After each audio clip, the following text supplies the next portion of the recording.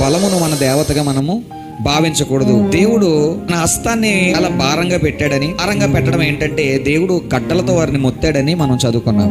ఈ గడ్డలు దేనికి సాదృశ్యము అంటే, నన్ను నేను సరి చేసుకుంటాను అన్న వారి జీవితంలో గడ్డలు తప్ప ఇంకేమీ ఉండవు. గడ్డల చేత మొత్తబడుతున్న వారు ఎందుకు అలా అవుతున్నారు అనేది మనం బాగా ధ్యానం చేస్తే చాలా మంది ఇంకా మరణాన్ని అనుభవిస్తూ ఉన్నారు. దీనిని అనుదిన మరణము. ఈ అనుదిన మరణము ఎలాగుంటుందంటే, మనిషి చావడం అని చస్తూ బ్రతుకుతాడు.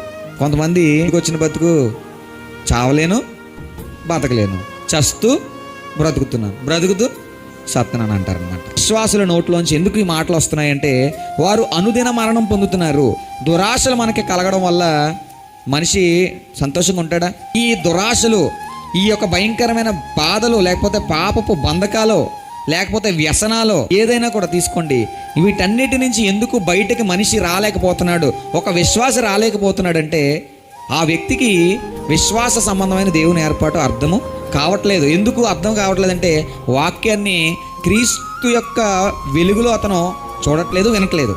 వినకపోతే ఏమవుతుంది? అర్థం అవ్వదు. అర్థం అవ్వకపోతే ఏమవుతుంది? ఆ వాక్యము వారి జీవితంలో వ్యర్థమైపోతుంది. వ్యర్థమైపోయినప్పుడు దేవుని శక్తి వినియోగించబడదు. అప్పుడు దేవుని శక్తి వినియోగించబడకపోతే సకల విధమైన దురాశలు, పాపేచ్చులు ఇవన్నీ కలుగుతున్నప్పుడు, అయ్యో నేనంతటి దౌర్భాగ్యుడును, ఇట్టి మరణమునకు లోనగు శరీరము నుండి నన్ను ఎవడు విడిపించును, ఇట్టి భయంకరమైన బాధల నుండి నన్ను ఎవడు విడిపిస్తాడు, నేనంతటి దౌర్భాగ్యుడనని బాధపడతాడనమాట ఆ వ్యక్తి.